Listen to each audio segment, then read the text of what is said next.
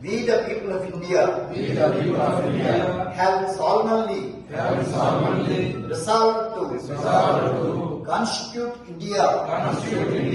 into a sovereign, socialist, secular, democratic republic, and to secure all its citizens justice, social, economic, and political liberty of thought, expression, belief, faith, and worship, equality of status, and of opportunity, and to promote among them all fraternity, assuring the dignity of the individual and the unity